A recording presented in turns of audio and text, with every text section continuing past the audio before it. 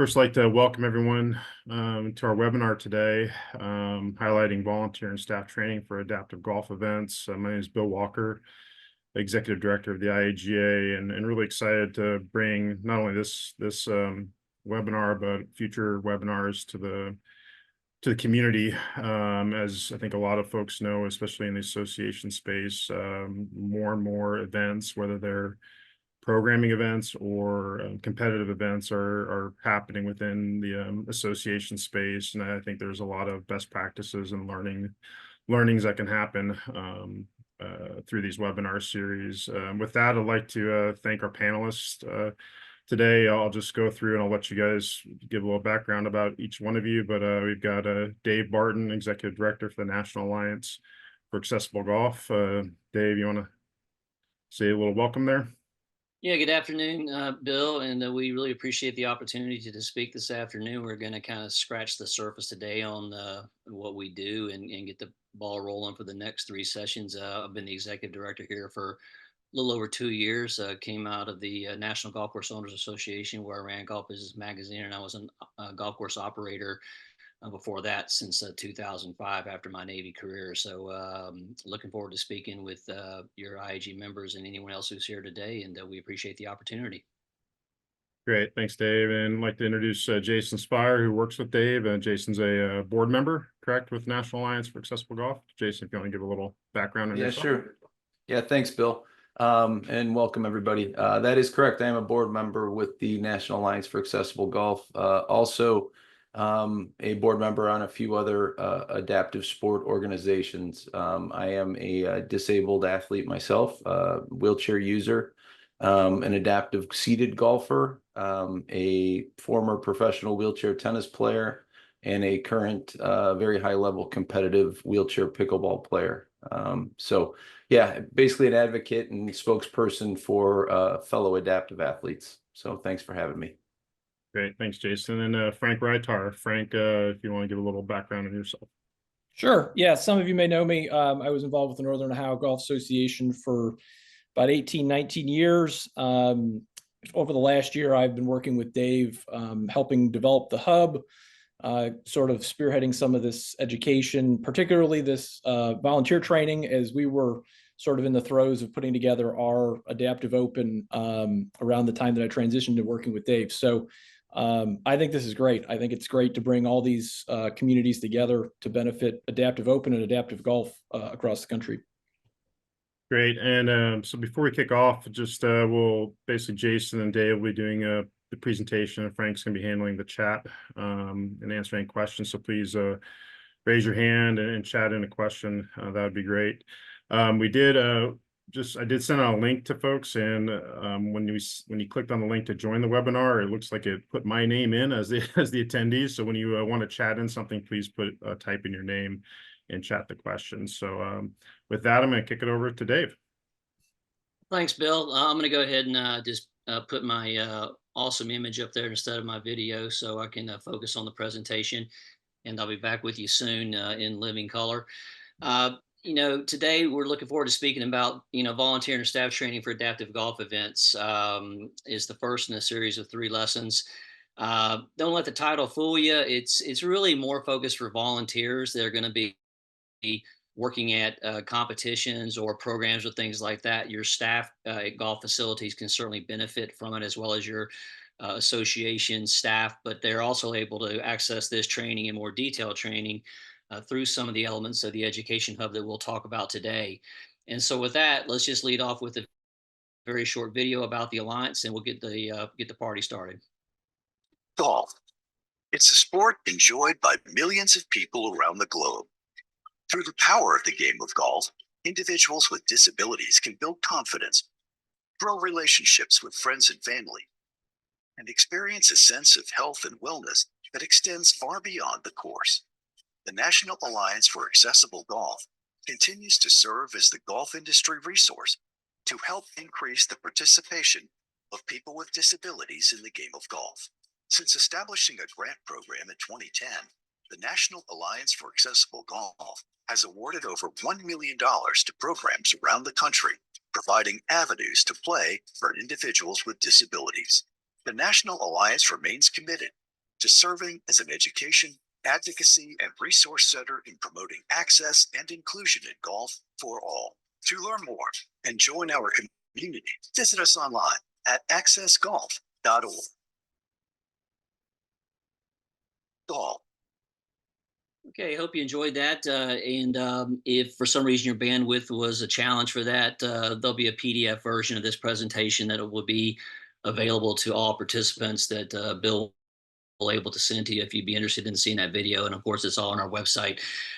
Again, Dave Barton, Executive Director. I'm joined by Jason Sfire, who's already introduced himself today. Jason's been with us for about a half a year now, and has been a great asset to what we're doing and our mission. Obviously, we couldn't do what we do without some great partners, and we'll be talking about a few of these in a moment. But Kafka Granite and Wadsworth Golf Construction Company have been with us for a while. Kafka is one of our newer supporters, and we're very pleased to have them on board.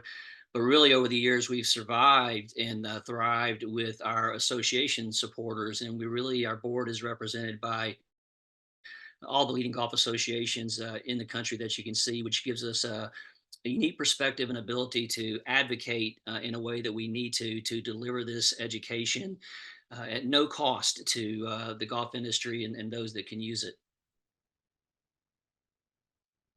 So just to briefly outline, this is the first in a series of three. We're going to talk about us a little bit today, and then we're also going to talk about a piece of the training that we do, which is the volunteer and staff training for adaptive golf events. We thought we'd lead off with that simply because there's a lot of adaptive golf tournaments on the horizon here in the fall. So we wanted to go ahead and share some information with you about our belief in the importance of that.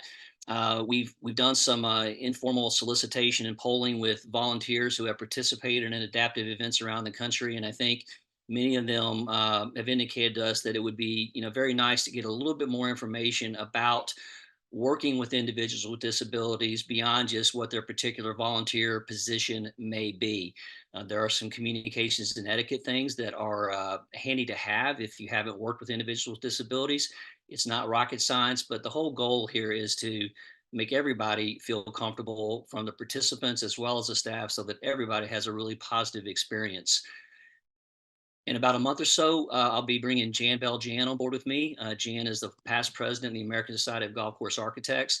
And we'll be talking more specifically about some of the barrier elements, barrier-free elements at a golf course, more specifically from a course design perspective, as well as policies and things of that nature that facilities can do to kind of create welcoming environments. And then on the 16th, it'll just be me, but we'll just be kind of tying everything together, wrapping it all up, a little bit of a review, but some new stuff in there as well as we feed into the event in Monterey. So with that, we'll continue. So pretty much what we talked about. We talked about the mission, staff training, and then at the end, really glad to have Jason here today, because what Jason can do that I cannot is really put in perspective the importance of what we're talking about and what our mission is to the adaptive athletes themselves. And so we're glad to have Jason here to do that. And I think you'll really find that a impressive discussion. We were established in 2001. In the mid-90s, there were several working groups that developed after the ADA, the Americans with Disabilities Act of 1990, was enacted. At that time, the ADA really focused mostly on buildings, golf course design, as well as other recreational activities such as campgrounds and parks.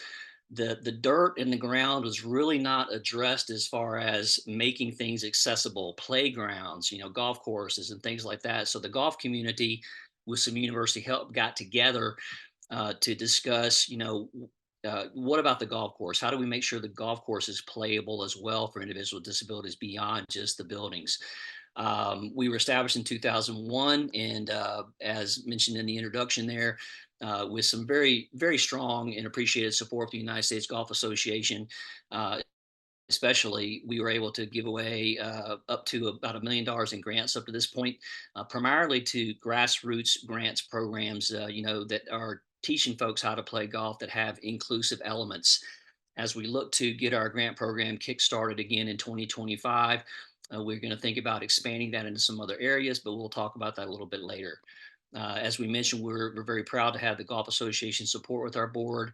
And we've also got some therapeutic organization representation on our board as well, because healthcare professionals are important to what we do, especially on the therapeutic side. And a lot of the best programs in the country have a very strong therapeutic program element associated with a facility, whether it's a hospital or a clinic or something like that. Our primary focus is to really just deliver on-demand education and to make it freely available and easy to get to, related to the ADA and the game of golf. I'm a retired Navy pilot, and I'm used to very big, broad government directives and instructions, and the ADA is a huge document, and it can be very daunting and, you know, seemingly complicated. So what we've done is distilled down what golf course owners and operators and staff need to know to really just work on providing these accessible environments, and without you know, being stressed out about what they might be missing. And so with that, that's our primary objective, and it's all about improving, you know, access and inclusion and drawing these new golfers into the game. We don't, as an organization, we do not run programs and we do not run competitions. And that's purposeful. It really gives us a level of neutrality and objectivity in how we conduct our mission. We're not out there grading anybody, but it lets us look at things from a different perspective, because there's just a lot of amazing programs out there already that are being run, and obviously there's a lot of organizations, AGAs, USGAs, and even non organizations such as that, running competitions around the country, and they have been doing so for many years. We're coming up on the 75th anniversary of the National Amputee Golf Association annual championship. So adaptive golf is not a new thing, but it's got a lot of great new eyes on it because of some of the amazing PR that we're getting now out of the U.S. Adaptive Open, the United States Disabled, the United States Disabled Golf Association Championship as well. And like I mentioned, we're looking to reopen our grant program. And when that is reopened, we'll certainly talk about that, and people will know that. Yeah, very small slide. I apologize for that, but I just flashed this up there. But just if you're curious who's on our board, I think many of these names would be recognizable to those of you that travel in the association world, especially with some of our officers, you know, with Justin Napel, with the Golf Course Builders Association, Club Managers Association, Melissa Lowe, Jan Bell-Jan, and Hava McKeel, who's been Director of Government Affairs of the GCSA for a long time. And so we're really, again, very fortunate to have their advice with us. You know, really, we're an education and an advocacy organization. And so with respect to advocacy, we do that in a range of ways. We write when we can. We always say yes to the opportunity to speak at webinars such as this, which are appreciated. We like to do podcasts, and we've got some little things we like to talk about here and there besides what we're going to talk about the rest of the day. You know, accessible websites are something that we will continue to encourage. It's very important that golf courses as a business understand that the first impression folks have is often their website. And that would go for anybody that's trying to find out information about a golf association or a golf club within that association. So, you know, if you don't have an accessible website, it's something to think about. There's some solutions out there. Some of them are less expensive than others, but that's something we can at least potentially steer you in the right direction on. As far as communications and policies, we're going to talk more in detail about that on lesson 3 and 2 a little bit. But you know, it's important to communicate on your website in advance, so individuals with disabilities who are curious about their ability to access your golf course, you know, how challenging is it? Do you have an adaptive golf car? You know, what are your policies for cart path only scenarios? What are your policies for access flags?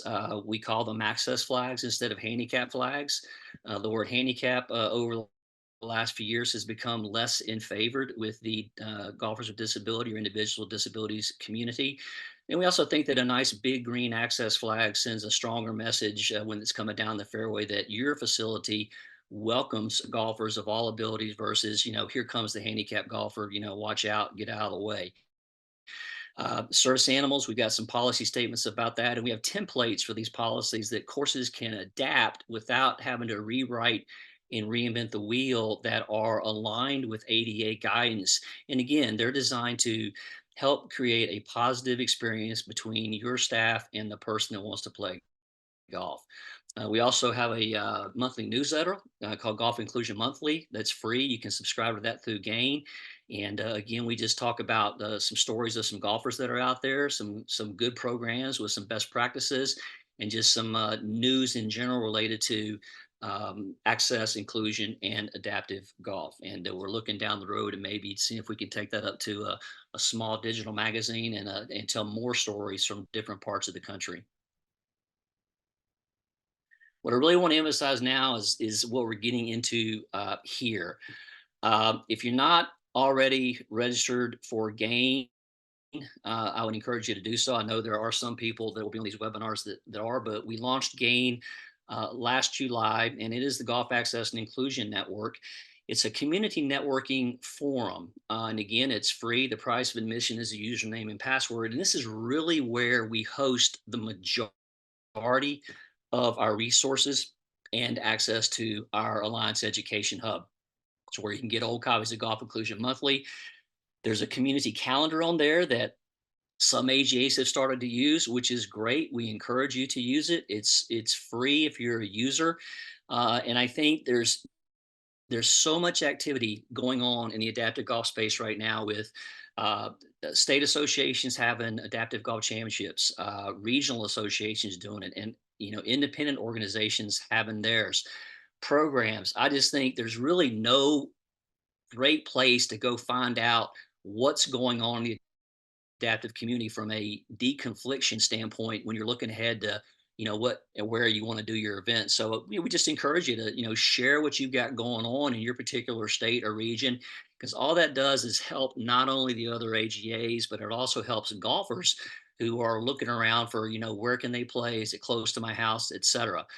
We've got discussion boards on there with a range of questions, and the participants on GiA&x include golfers themselves, folks looking to play golf, those that already play adaptive golf. So it's great to watch them engage with each other and provide advice to each other. We've got industry experts on there from the therapeutic standpoint that can advise on a range of different questions. And again, it's just a place to have professional conversations unassociated with, I would say, social media in its purest form. And when we talk about Facebook and LinkedIn, there are some values to those, but this is a place where we're all focused on really just growing the community and growing the network. So it's easier for folks that want to play golf, or easier for folks that want to learn more about how to contribute to adaptive golf. We want to make it easier for that to happen. So we would encourage you to get on GiA&x and join us. This is a screenshot, and I hope it looks okay on your end, but this is a screenshot of the landing page after you get on GiA&x.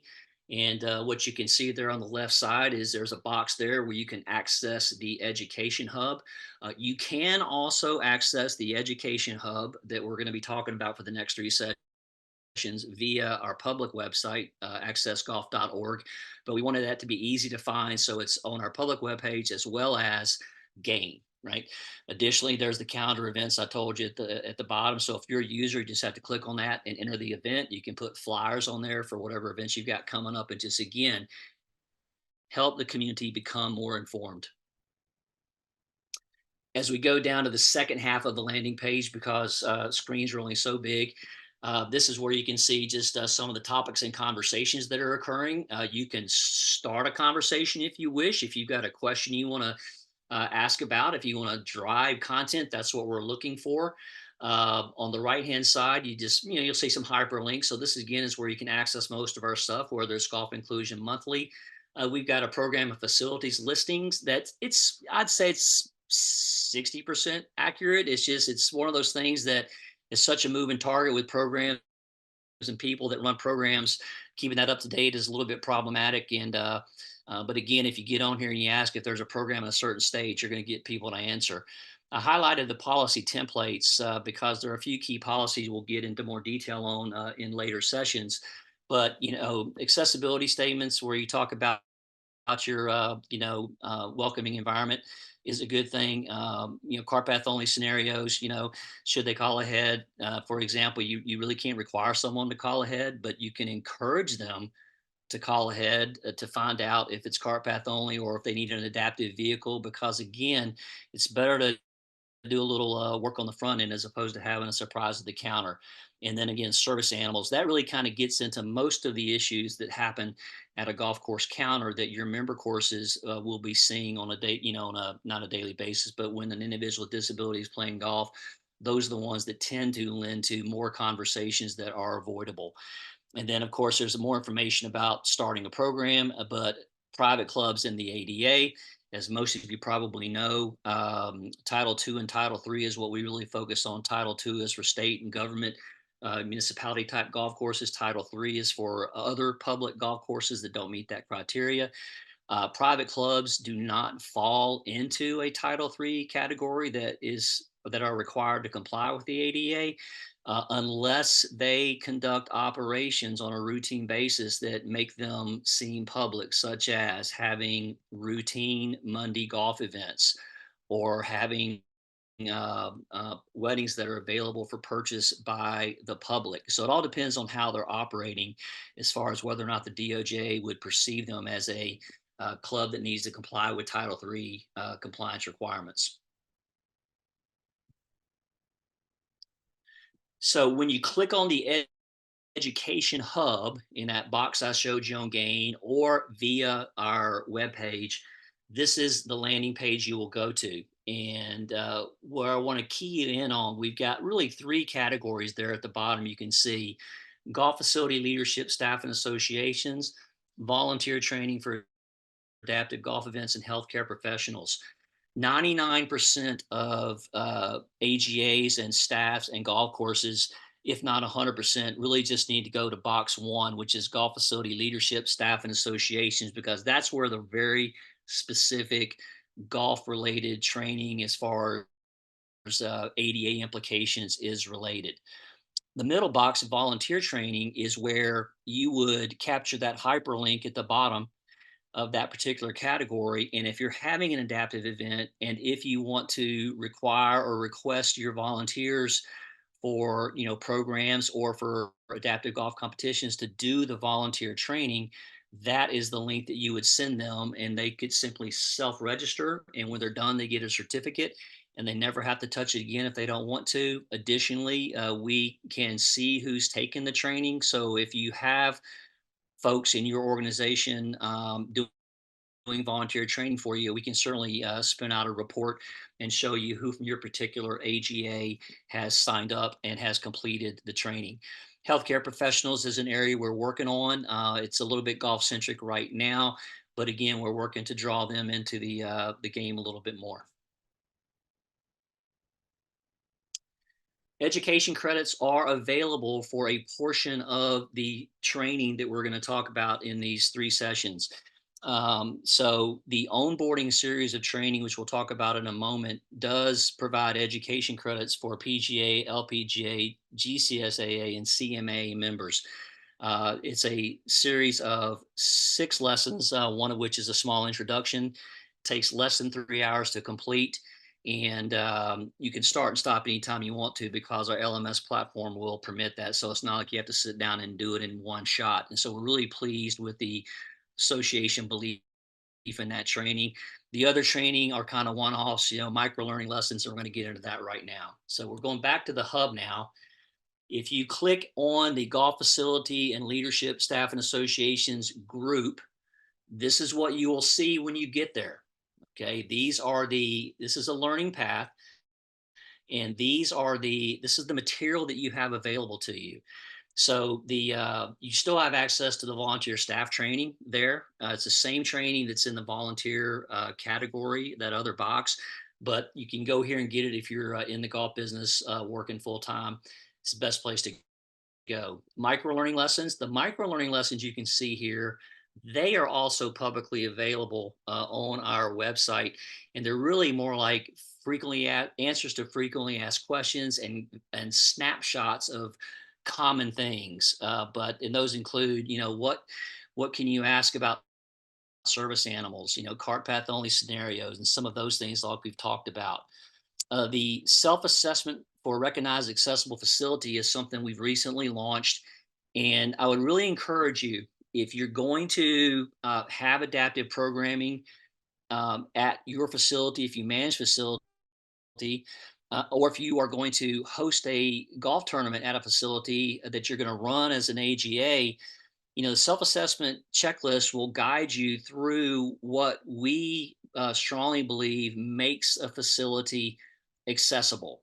Okay. And we'll talk about that a little bit more in detail later, but really it comes down to, do you have an accessible website? Do you have some published policies? Is your staff, leadership, and your staff across all departments getting trained? And have you used the ADA checklist for existing facilities, which is a pretty easy to use 7-page checklist, which allows you to walk around the golf course and see what the ADA considers a barrier-free environment, because those are the kind of environments that we need to be hosting adaptive golf events, barrier-free ones.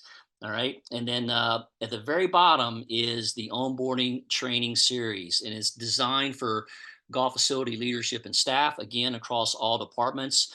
Takes less than 3 hours, and that is the series of lessons where you can get the education credits if you are in one of the association that generates those education credits.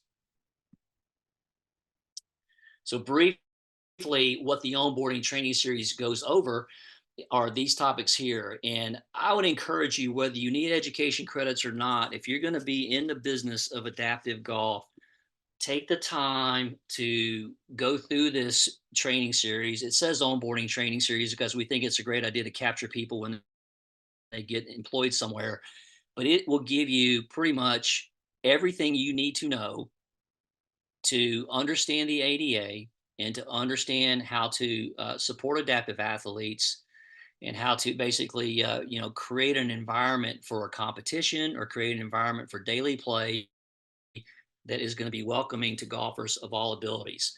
And just on the left-hand side there, we give you a quick and dirty on the Americans with Disability Act in golf. We talk about the types of disabilities. Most everybody on this call is, I'm sure, familiar with USGA Rule 25, which of course is a rule now versus something you can elect to use or not.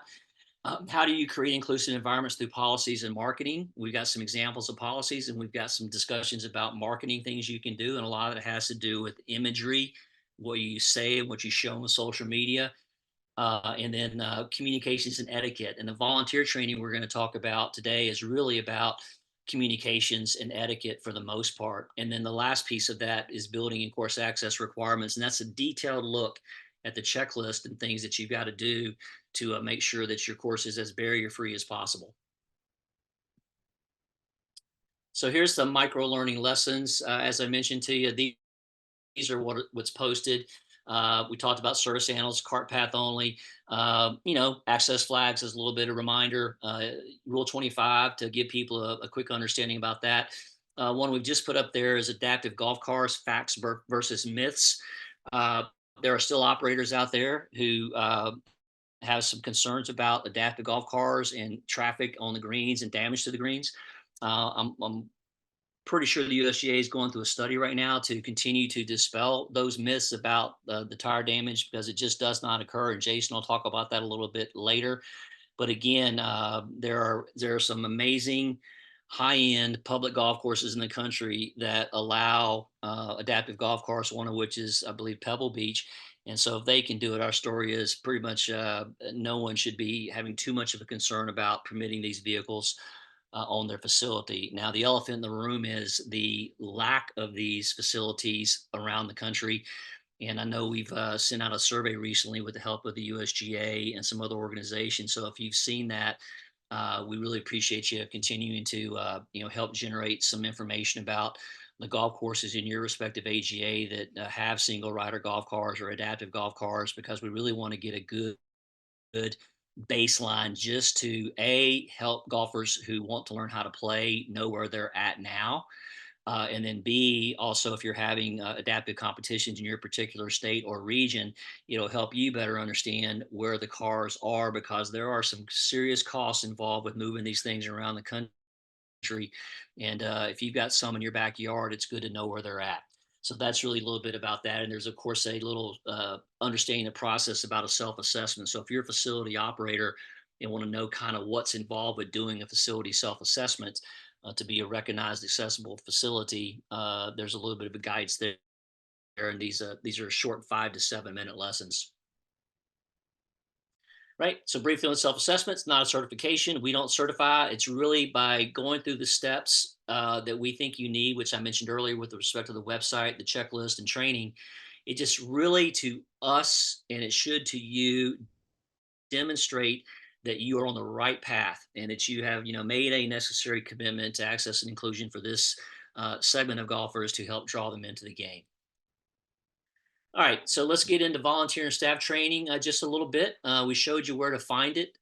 You can find it in 2 places. You can find it in the golf facility leadership and staff, but if you want your volunteers to do it, you would send them to that kind of middle box. And again, the purpose of this was just based on some feedback from individuals who think it would be nice to know a little bit more about, how to interact, things they might not want to say, things that are okay to say, some things that are probably less discouraged. But again, these individuals are people first. We talk about person first language all the time. It's not a disabled golfer. It's not a handicapped golfer. It's a golfer with a disability. It's a person first. It's an individual with a mobility impairment. It's not an impaired person. It's not they're not defined by their impairment or their disability. And I think if you remember that and just, treat them as equitably as you would want to be treated if somebody didn't know you, you're going to, get along great with everybody. All right. So we all in this room, especially, we know adaptive competitions have been going on a long time. And so really, there's a lot of volunteers you might find. I'll be 64 soon, but I've been in the golf business for a while, and I'm very aware that adaptive golf competitions have been going on for a long time. I've been teaching adaptive golf since about 2006. And I'm a retired Navy guy. So there are, plenty of adaptive golf competitions that have been going on for a long, long time, and even before I was born. And I think, with the renewed emphasis that we're seeing across the country, especially with some of the media exposure, there's a lot of folks that think this is a new thing. And that's great because they know about it. But, I think just it helps to remind them that, this has been going on for a while. These are serious competitors when they're showing up at competition, and they're all about playing golf. It's not all about who they are on those days and what their background may be. They want to show up and they want to beat the person that's playing with them or playing next to them. So keeping things in perspective for competitions is really important. The volunteers are going to see the full range of demographics. It's, young and old, as you saw in the recent Adaptive Open, ages 15 to 78, 32 states, 11 countries. Some of them are not speaking English. And so those things are going on. And, impairment categories vary between competitions. The USGA has settled on 8 for now, but other organizations use more than that, and that's fine. But it's just something to be aware of, so that if someone's volunteering for a tournament, we think it's very helpful for them to understand, who is playing, but not only, what types of disabilities are going to be what types of individuals with, with what types of disabilities will be in the competition, because that kind of drives, some things you need to know about, communications and etiquette. Again, I know this is a USGA friendly crowd, so I just thought I'd throw this on there. But again, an awareness of the types of disabilities is important, related to communication and etiquette. And, on our education platform, when volunteers would see this slide, and this slide is from our education hub, it won't work on this presentation, but they can click on those plus signs and they will get a definition of kind of what that means, right? And I think it's good to explain to them what it means so they understand it. And these are terms that the players will toss around and use with regularity. They're good terms to use, and it's just something to be aware of. Continuing on communications and etiquette, we already talked about person first language and the individual not being defined by their disability. And so understanding some basic communication techniques, especially with the ones that we have on our platform, will really set you up to be in a strong position for most of the situations you would find yourself in. So, in this case, this is an intellectual disability. And so, the basic tips are be calm and be patient, relax, don't use baby talk or talk down to people and phrase questions in a neutral way. But as you open each of these, which you can do on our education in the session itself, you will get different perspectives on how to communicate with individuals with different impairments. And again, it's not complicated.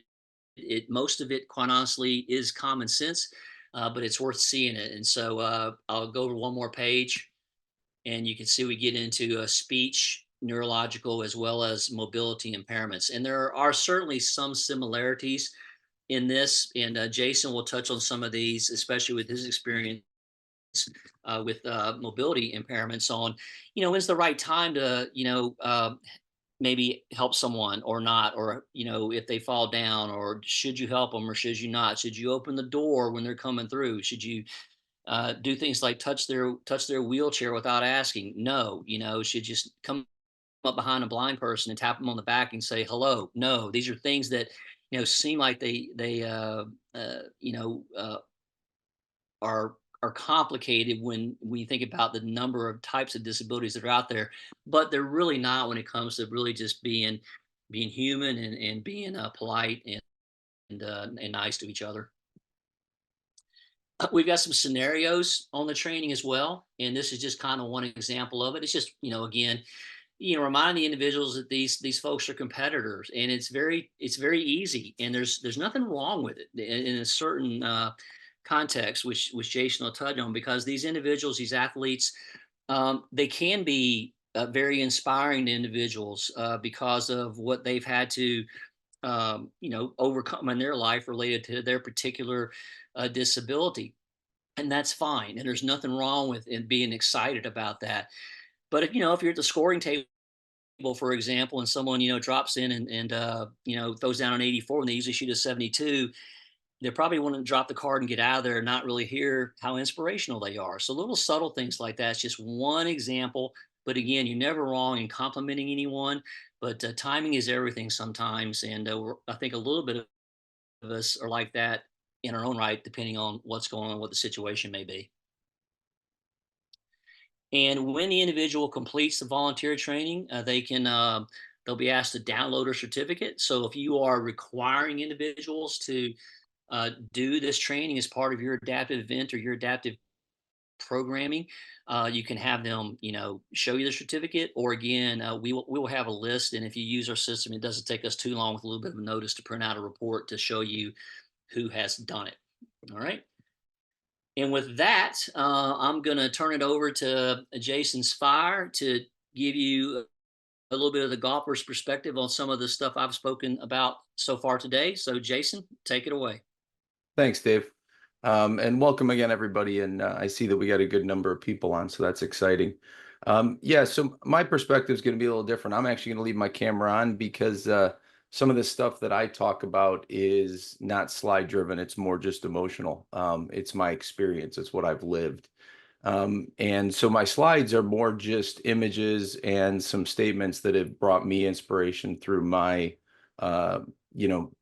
journey as a person with disability, as an athlete, as a coach, and as a father of what we would call, a hybrid family, because I'm disabled and my wife is fully able-bodied, and so are my children. So I just want to take you through a few different scenarios and a few different situations that you're going to find yourself as a golf course administrator when you have an adaptive golfer come to your, facility. For some of them, it may be the first time. And I'm going to be honest, that's the toughest, right? That's the hard part.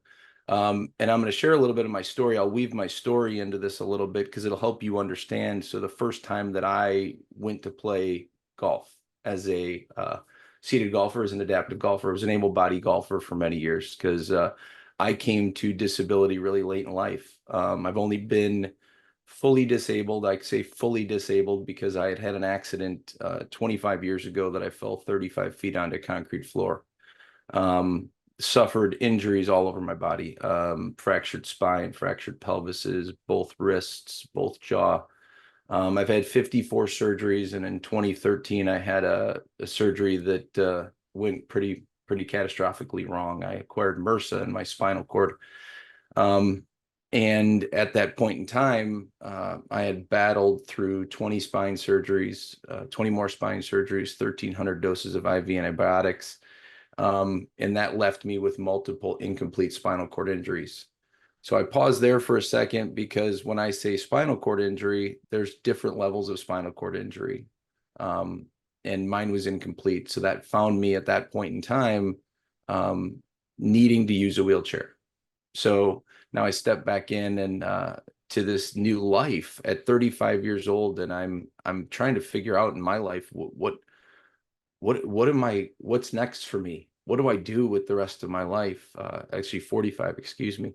45 years old, had 4 children, a wife of 30 years, and everything I had known had changed. And when I decided that because athletics were always important to me, and I'm not going to go into my whole story, but athletics was always a part of my life. And I wanted to go ahead and start to see what that would look like again, to get involved in athletics, because I had no idea. Because what you're going to find with most people that have disability later in life, and I'll speak of my experience, and I know that there's congenital disabilities and children and people that are born with these types of disabilities, but I found mine later in life. And unfortunately, at that point in time, I had to look what life would look like. So the first sport I started with was tennis, and because I had known I was a tennis player growing up, so jumped into tennis right away in a wheelchair, and it just kind of found that, like, okay, I'm back, I'm normal again. I'm starting to live life at a normal way. Because why? Because I'm getting to do things that I had done prior to disability. So when I speak of my first experience as a golf course, and when you find people that are their first experience at a golf course, that they're going to be coming to for you, this may be the first opportunity that they have for them to really feel like they're starting to live life normal again after a traumatic accident that has found them to have some sort of disability. It may not be a wheelchair user. So when I say that the first time, it's like, how do we want to be seen? And this quote on there that I have on this first page is how do we see people with disabilities? I'm just going to read it, because most of the time we see, as we see humans are in need of being seen, not just physically seen in appearance, but be seen for who they are and what they have to offer for the world. So when you see that adaptive golfer for the first time, what are you seeing? What's your perspective? What are your eyes affixed on? If you saw me rolling up to your golf course, and I say rolling because I come now with a minivan and a trailer and an adaptive golf cart, and I get out with my wheelchair, there's a whole bunch of stuff going on. And hopefully the staff has notified multiple people that we're going to have a seated golfer at our course today. Because I can tell you there's been many times when I've showed up at the golf course and they didn't know that there was a seated golfer coming to their golf course today, even though that I went online and put it in the notes of my registration. So communicate with your staff and let them know that there's going to be a seated golfer. And when you meet that person for the first time, treat them like David said earlier, treat them like a normal person. Don't ask, hey, I see that you have a adaptive golf cart and you have all this. Just say, hey, how are you? We're excited to have you at our course, just like you'd greet any other golfer. Because that's immediately going to, that golfer is going to be nervous. That's immediately going to bring their heartbeat down a little bit and make them feel welcomed. Dave, if you could go to the next slide, please. So the biggest thing that I've found, and I'm just going to share my experience. The biggest thing that I've found is I've entered into many different sports. I also coach wheelchair football for the Chicago Bears wheelchair football team. Most of the time, what I find with adaptive athletics is people are just not sure how to engage. And a lot of times that comes from fear, right? A lot of times we are unsure of what to do because we're nervous or we're fearful. So we just assume that the way we would engage normally would be the right response. And most of the times you're correct. Don't assume that just because I have a disability that I need you to do anything different. Just treat me as a normal person, and ask curious questions. I've found the greatest way for people to help me is when they ask great questions. When they say to me, hey, would you like me to help you open that door? Don't assume that I'm going to need you to jump in front of me to open that door, but ask a great question. Just ask, say, hey, would it be easier for you if I were to open that door for you? Because I'd love to help you. So get curious, ask good questions. And I believe that education, like we're talking about with the Alliance, will break down that fear, because I believe that in most cases, fear is caused by just a lack of due knowledge. So if we can get in front of these things and educate ourselves, as whether it's golf course administrators, whether it's groundskeepers and superintendents, whether it's just other golfers, whether it's volunteers that are going to these competitions, if we can educate ourselves and get educated ahead of time, this knowledge, we will have a knowledge base, we will know what to expect, and then that fear won't come. And then when we're engaging with that adaptive golfer for the first time, who it may be their first time too, right? That the knowledge base is already there. So we're going to have a positive response and know how to respond. Dave, next slide, please, if you would.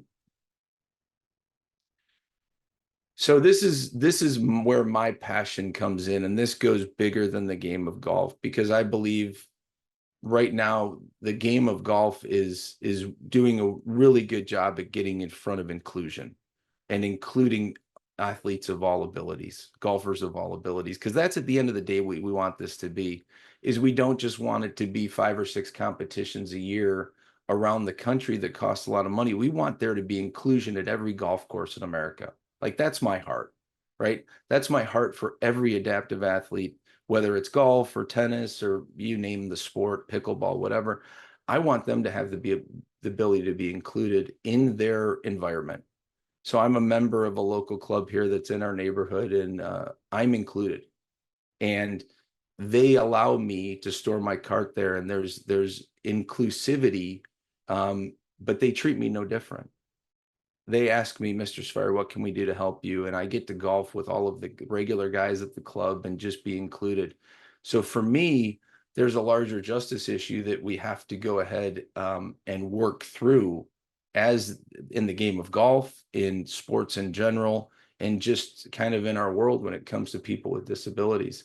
But when it comes to golf, I would just encourage you to, just treat people the way that you would want to be treated, so that they can feel welcome. And those are great things, as Dave was explaining, to put on your website, like, do your assessment for your facility and then put that on your website.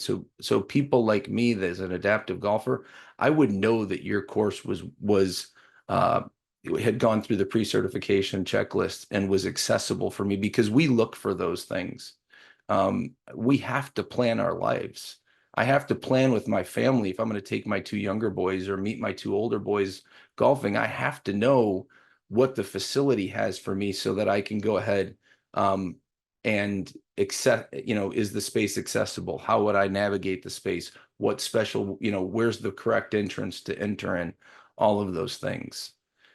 Dave, next slide, please. So here's just some pictures, and I just want to share this because I think, as I was just explaining, the being included, the inclusivity. Once you're included, life opens up and it becomes wide open again. And I found myself, and David mentioned, this is Spyglass Hill, the picture on the left. David mentioned Pebble Beach. The golf cart I'm sitting in on the left is a Pebble Beach golf cart. And it's amazing to me that the mecca of golf in America, one of them, but I mean, it's pretty, I think we could all agree that it's pretty world renowned, and it's one of the best golf courses we have in America. They have 5 of these golf carts. So any seated golfer can go to Pebble Beach and enjoy that experience just the same as anybody else.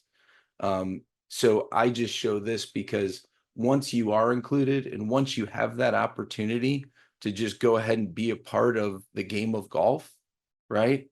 You can go to the most beautiful place most beautiful places in the world and play golf. Or on the picture on the right, you can just go to your local club and play a game of Wolf with your buddies on a Friday afternoon and go alone on 12 and win a bunch of money, because that's what happened in that picture. So I just show this because it's, once these types of things start to happen in any person with disabilities life, where they start to be fulfilled by the things that, what I call light me up, or the things that bring them joy, it can change their life. And I know it sounds simple that sport or the game of golf can change someone's life, but I'm telling you, for me, being back in athletics, adaptive athletics, whether it was tennis, pickleball, coaching football again, or playing the game of golf, it has absolutely put me back on mission in life. And now I have a purpose again of what I'm doing, other than being a father and a grandfather and a business owner. This is my mission now, and it has just refixed my gaze of what I'm supposed to do. So, not everything in the world can be seen. Sometimes it's just felt by the heart. And I love that quote, because this fills my heart, playing golf and seeing adaptive golfers get to play golf all over the world. Next slide, Dave. Thank you. So who do you see? I talked a little bit about this. Do you see a golfer? Do you see a person, or do you see a disability? Just make sure, whatever you do, that you are seeing a person first. If you see a person first, then a golfer, then you're already going to engage, and you're going to build relationship with that person. And then they're going to be open to tell you what they need to serve them in their disability. I always like to say that you have to connect before you can correct, or you have to connect before you can, you have to engage, excuse me. You have to engage with the person before you can go ahead and kind of dive deeper. So once you engage, so if you see that person first, then a golfer, and then you can ask questions about their disability, or they're even going to offer it up and tell you, hey, I'm a seated golfer and this is what I need, or I'm a one-leg golfer and this is what I need. So Dave, next slide. So we talked a lot about a lot of things that Dave presented, and just some of the observations, the welcoming attitude, facilitating positive customer service. That's again goes back to what I had said about if you have a website and you've done this pre-certification checklist, you can go ahead and list those things on there. So it makes us as adaptive golfers aware of what you're prepared for. And then the biggest thing would be for a seated golfer like myself is creating a network, even if you're a local group of golf courses, that has multiple golf courses in an area or multiple golf courses in a county. If you go ahead and list that if you were to have adaptive golf carts, that they are available at these courses, it would be really amazing, because I believe that every golf course in America at some point in time could have one, or at least you could have a partner community of golf courses that would have a cart, and we make a reservation and the cart gets relocated, because you need the same trailer to move your lawnmowers that you do to move an adaptive golf cart. So how cool would it be if I could make a reservation 2 towns over and the cart could get moved to that location from your sister golf course? So next slide, Dave, because I know we're running short on time. So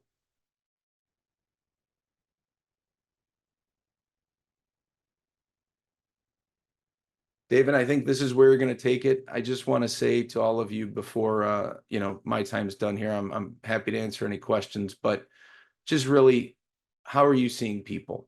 That's what I would leave you with, because people with disabilities are just people, and they just want to be seen as people. We don't want to be seen in a different light. We just want to be treated the same as every golfer that comes to your golf course. So just ask yourself that question. If you know that you're going to engage a person with a disability, just how am I seeing them before I see them? What am I seeing? Am I seeing Jason, or am I seeing Jason's wheelchair, or am I seeing his trailer and his golf cart that's going to drive on my greens? Just how are we seeing people? So thank you. I appreciate your time today. Thank you, Jason. Much appreciated.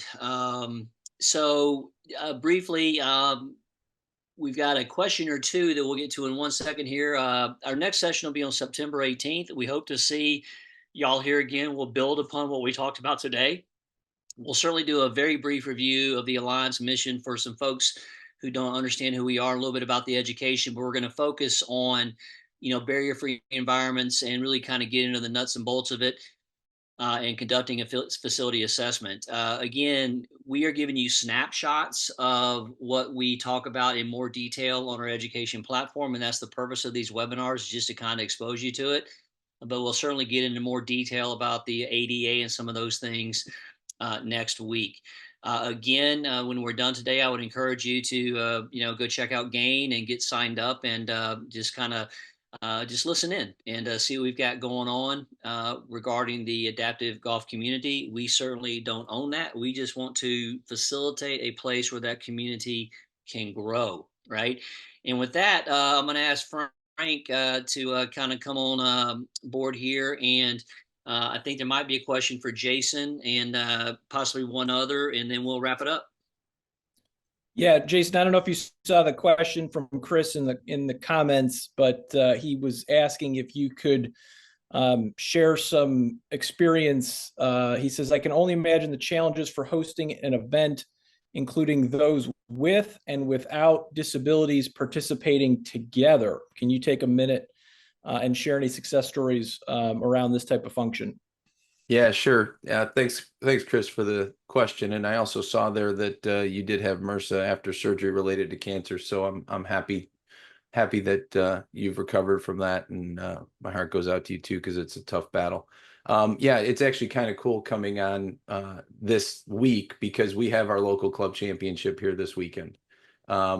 So I can speak exactly to that, because I am the only adaptive golfer in the field, the only seated golfer in the field. Last year I played the event, and I won the C flight, but I won the C flight because our local club administrator, actually our golf course professional, Dave Barton, spent an inordinate amount of time working with the USGA, because it was kind of unprecedented, at least in the IPGA, Illinois PGA, to have a seated golfer competing against able-bodied athletes.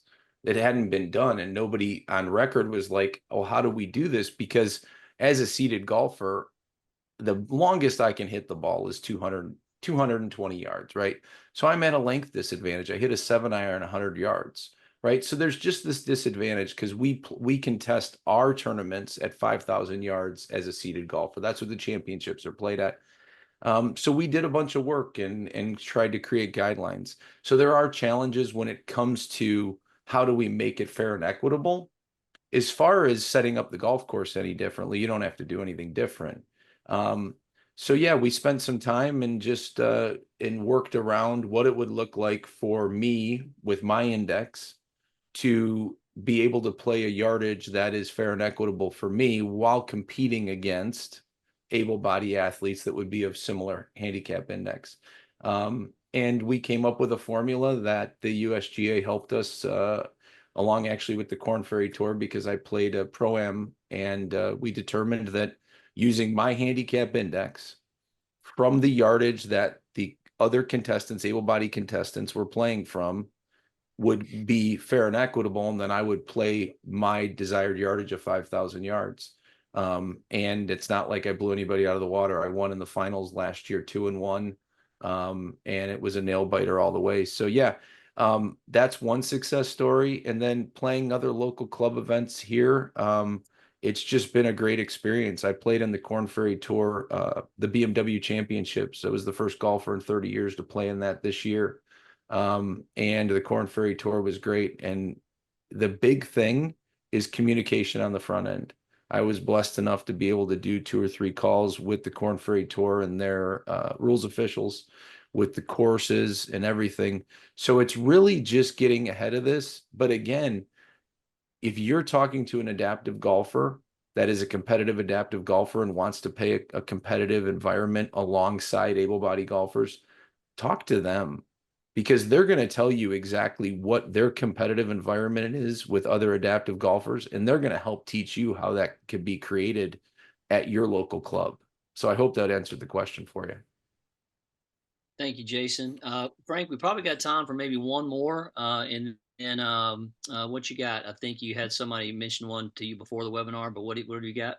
Yeah, no, I would say just to wrap up everything in general, can you share what an AGA or any club who wants to utilize this training, what they need to do to get started, and maybe how you might recommend integrating this into their competitions?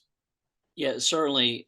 Well, obviously every event is different, and volunteers obviously are getting trained on their specific roles for the event. But I think you add a little bit of a value to their experience if as part of their volunteer ramp up, you encourage them in an email that you're making this training available to them. Again, there's nothing we get out of this except the satisfaction of knowing that more people are going to be better informed. And that's it. That's what we're all about. And, you can include in an email that will, basically, some of the words that Jason says, encouraging them to, eliminate assumptions, because, you want to improve their experience at your event. And so little things like that kind of go a long way. And thanks, Frank. Good question there. And we can certainly help you with that. If you want some guidance and help in crafting something like that, just give us a shout out. We're pretty good. We're pretty good at talking about this stuff in a way that is comfortable to us now because we talk about it every day, and that's really kind of half the battle is just moving on like nothing else unusual is going on. And I think, Frank, unless you got any more questions, we probably got to kick it back to Bill here and Yep. go for a wrap. Go ahead, Bill. Well, just thank you guys. Thanks, Jason, Dave, and Frank for a great first session. Looking forward to another couple sessions, one in September, one in October, and then we're gonna Dave will be at our event, our annual conference in November, with a couple sessions on the subject. So just thank the three of you, and we'll have a recording out to the community after this. So and thank you all for attending that joined today. Thank you Thank very you, much. everyone. Yeah, it was an honor. Thanks, everyone. Take care.